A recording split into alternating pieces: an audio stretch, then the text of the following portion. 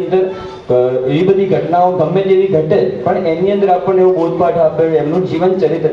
તમે તમારી ચોથી પેઢી તમને કદાચ યાદ નહીં હોય.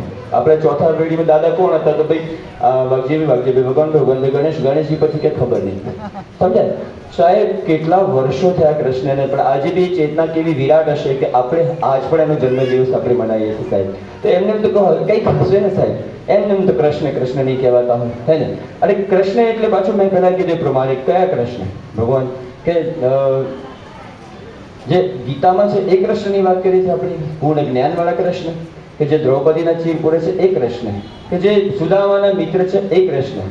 સાહેબ કેટલા રૂપ એક જીવન ચરિત્રની અંદર તમે જુઓ. અર્જુન જોડે જ ખાલી અને કેટલા બધા રૂપ છે કે જ્યારે અર્જુનના જોડે વાત થાય તો કે મારો મિત્ર છે કૃષ્ણ, જ્યારે શીખવાડો તો કે ગુરુ છે મારો કૃષ્ણ, અને જ્યારે વિરાટ સ્વરૂપ બતાવતો મારું બ્રહ્મ છે કૃષ્ણ. સાહેબ આટલા બધી 16 કળાએ ખેલેલું એકમાત્ર વિરાટ ચેતના છે કૃષ્ણ સાહેબ. અને આ બધું એવું નથી તમને ગોખીને કહ્યું છું, મારા મનમાં જે આવ્યું છે એ પ્રમાણે તમને કહ્યું છું. કારણ કે એવું બહુ બધા લોકોનું જોવું કે ના કૃષ્ણ ભગવાન તો ઠીક છે, આપણે એટલું બધું કંઈ છે નહીં એમના જોડે, ચિંતા ના કરો. થઈ જો નારાયણની ભક્તિ કરો છો, રામની ભક્તિ કરતો તો નારાયણની કરી રહ્યા છો.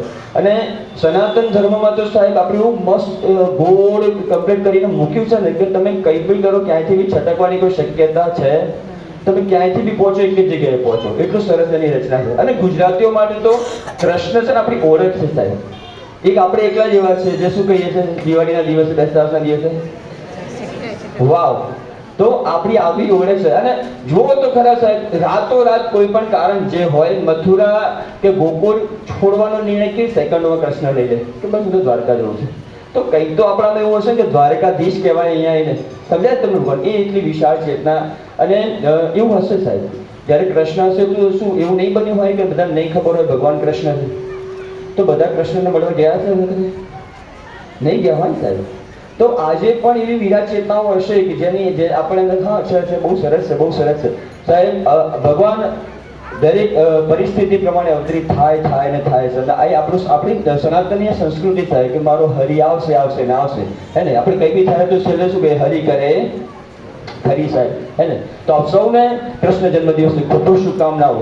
અને જો ખાસ જો તમને બધાને મારી નાનકડી દર વખત વિનંતી હોય છે, એ વિનંતીને સ્વીકારજો. તમારી નજીકમાં જ્યાં પણ કોઈ પણ ધાર્મિક પ્રોગ્રામ થતો હોય ત્યાં અચૂક જજો ને. આ ગણપતિ આવશે ને હમણાં, આપણે જોથી કે 1 2 3 4 જય જયકાર છે ને, એ શેના માટે કર્યું સાહેબ? મહારાષ્ટ્રથી આખી આ ધીરે ધીરે પ્રણાલી આખા દેશમાં ચાલુ થવાનું એકમાત્ર આશય શું હતો કે બધા ભેગા થાય અને ગુપ્ત રીતે બધાને સંદેશા મળી જાય, કેવી રીતે આપણે એકત્રિત થઈશું, ક્યારે શું કરીશું. ધર્મની નીચે બધા એકત્રિત થઈને અંગ્રેજો સામે જે ચળવળ ચાલતી હતી જે પણ, એમાં બહુ મોટું કામ કરવા માટે આ સરસ પ્રણાલી ચાલુ કરી હતી. સમજાય? આ જ રીતે તમને અને હું બધા નજીકમાં જ્યાં પણ જે પણ જગ્યાએ જે બી ધાર્મિક થતું હોય ને, આપણે ઘણી જગ્યાએ સુંદરકાંડ કરવા જોઈએ તો બાજુવાળા ઘરવાળા બાયણા બંધ કરી દે. કેમ કે ટીવીનો અવાજ નહીં આવે, નહીં આવે વારે ઘડીએ યાર તારી સિરિયલ તું કાલે જોઈ લેજે. પણ ના, અમારે હનુમાનજી થોડું ઓછું. અને હમણાં એક બે પ્રશ્ન એવા આવે કે હું તો ભગવાનને માનતો છે ઘરે, એમ કે મને હું ભગવાનને માનતો જો પહેલા તો ભગવાનને ના માનતો હોય તો પહેલું ભગવાનને શાંતિ એક માણસ સાચવવા માટે મારા પોઈન્ટ ઓફ વ્યૂથી. બીજી વાત, તું લગ્ન કરવા બેસે તો ગણપતિ ના બેસાડતો ના યાર, તો ડખા પડે. સમજાય? માણસ એટલો સ્વાર્થી છે સાહેબ. એટલે ભજ્યો હરી જ્યાં જેટલો બજાય, જ્યાં મળે ત્યાં આનંદથી રહેજો. જય શ્રી રામ.